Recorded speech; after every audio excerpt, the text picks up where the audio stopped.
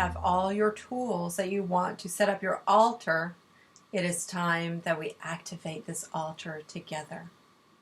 So what you're going to do now is take some time to meditate and to come to a place of joy, gratitude, calmness within.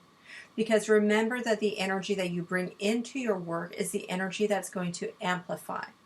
So if right now you're really nervous, or you're feeling rushed, or let's say that you're making an altar for abundance of money, and your focus right now, your fear inside your heart is a lack of money, and you don't know how you're going to pay your bills, and that is really eating at you, then that energy of lack is what's going to be amplified. And that's not what you want. So make sure that you focus first on abundance, on love, on peace, because that is the energy typically that we want amplified. So that would be step number one. So to do that, you might want to smudge. So remember how to smudge. If not, go back to the lesson on smudging. So taking a nice deep breath, and you have all your tools with you. Now what you're going to do is that you'll take out your altar cloth. So you can't really see mine here because it's kind of dark and purple, and I can't get the angle quite right on the camera. How about if I pull this out just a little bit more? There we go. So you see that I have a purple altar cloth because this is just a simple altar for all of us here, and especially you as you develop your psychic skills. To do this in a way that is very queenly, the color purple is oftentimes linked with royalty. So I want you to feel like that goddess inside, like the queen of your life inside. And the more intuitive you become, the more confident you become. So that is one of the reasons why I chose the purple, the amethyst altar cloth. So lay out your altar cloth and remind yourself why you chose this cloth, the texture, the color. And once you've done that, now you can pause the video as you're doing every step, right? So now as you've lay out your altar cloth, you're going to bring the objects that you want on your altar. Mine again is very, very simple. I have a candle and I have crystals. So you might have different crystals, you might have angel statues, you might have pictures of people you love, different objects, bells, chimes, feathers. It's all good. So lay these out in a way that is pleasing to you. Don't overcrowd the space though. So once you've done that, just sit back and look at your creation, and does it make you happy? That's a very important guide if it makes you happy. So mine does. You can't really see it, but I have the blue candle in the middle, and what I've done to this candle is that I took a silver Sharpie and I put a goddess symbol on the candle. Then I have lepidolite crystal, which helps with new mental habits and going through life with grace and poise. Then I have ametrine crystals that I put around, and this also is to purify and bring more grace. And then I've circled that again with clear quartz to amplify. So I kept it really simple. Now you're going to see in sacred geometry that there are different ways that you can place crystals and objects on your table. This one, I'm using circles, 3 concentric circles, and they also mimic, because I have 5 lepidolites and 5 ametrines, it also mimics the flower of life, the seed of life. So if you have any questions on that, let me know in the Facebook group. Don't worry, don't fuss too much about it. It doesn't matter. You don't have to do it right. You don't have to do it perfect. The more you practice building altars, the more it'll come natural to you. So I'm just giving you some different tips of what I do, but yours is going to be perfect the way that it is for you, right? Don't stress it. So you place your altar, you've got all the objects in your altar. So if you have a candle, I do suggest a candle because again, the candle invites in spirit. And it also brings that fire energy. Fire is like life creation. It's a fire of life. So it's good to have a candle somewhere on or near your altar. It's also good to have to light your sage or to do any other types of blessings and releasing. So candles are good on an altar. So when everything is set, you step back and it looks pleasing to you, the next thing to do is to light the candle. And we don't just light the candle, but again, we do that reverently. And as I light my candle, I am inviting the Holy Spirit, Spirit of the universe, and the Goddess in all her shapes and forms to be present with us today as we activate an altar, honoring the Goddess and honoring the Goddess within. In all her forms, the maiden, the lady, and the crone, and to receive blessings in our life. And so it is. Thank you, thank you, thank you.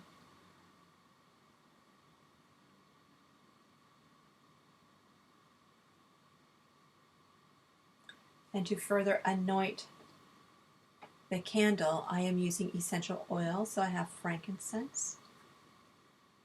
And I'm going to put 3 drops of frankincense and 1 drop for me in the palm of my hand.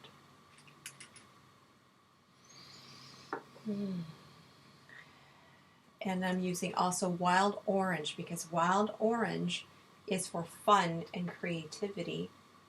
It's a sacral chakra, and the sacral chakra is where the inner goddess resides.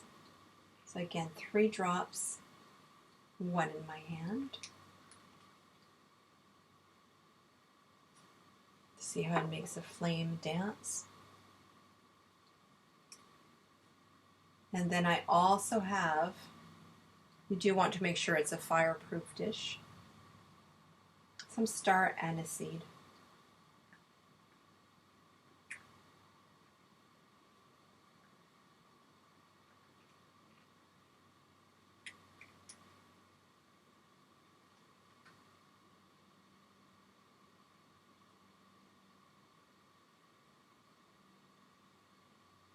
And the purpose of 3 drops is because 3 is a magic number, right? You've heard, I'm sure, of the power of 3 times 3.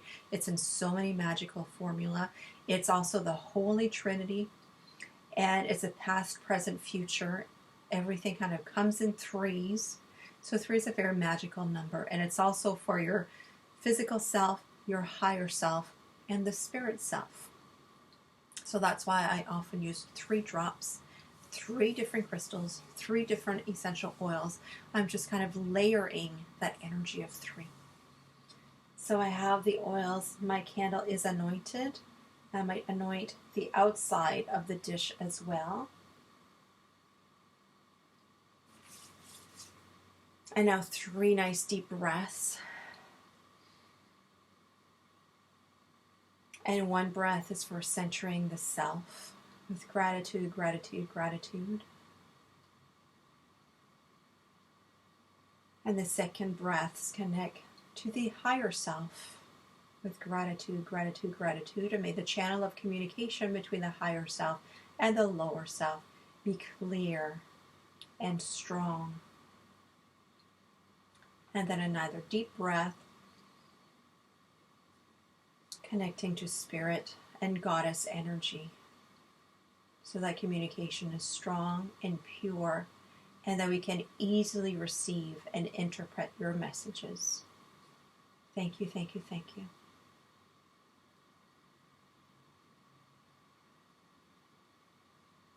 And then I take the oil that's still in my hands and I anoint the top of my head, my third eye, my throat, my heart,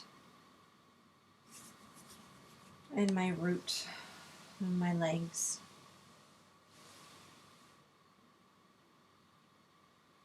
And now I invite you to stay in this energy until you feel really centered, really grounded.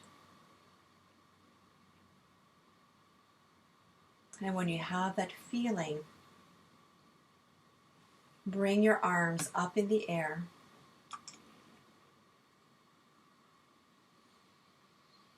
And call upon the Spirit and the Goddess.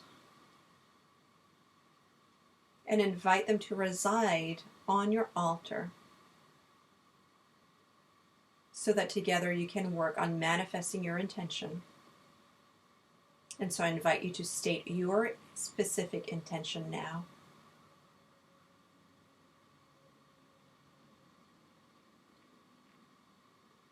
And now you help this goddess energy, the spirit energy, descend.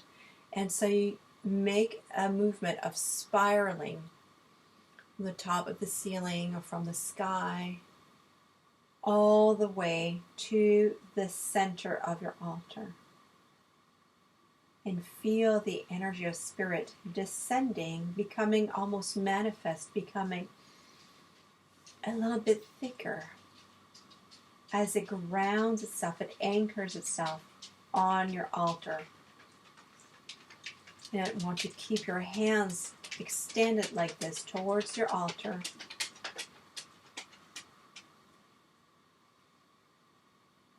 Just feel the energy being modulated.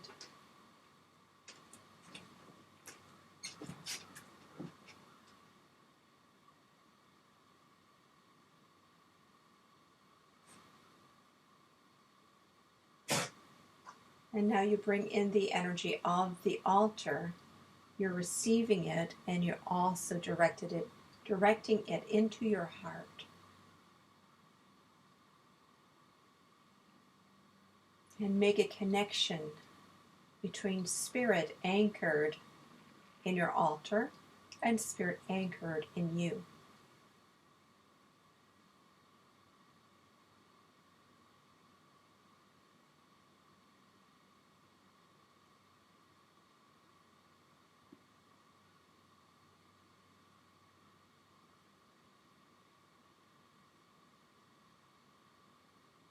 Can you feel the shift of the modulation of energy?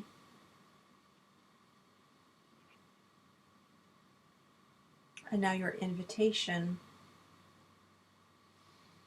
is to continue this practice.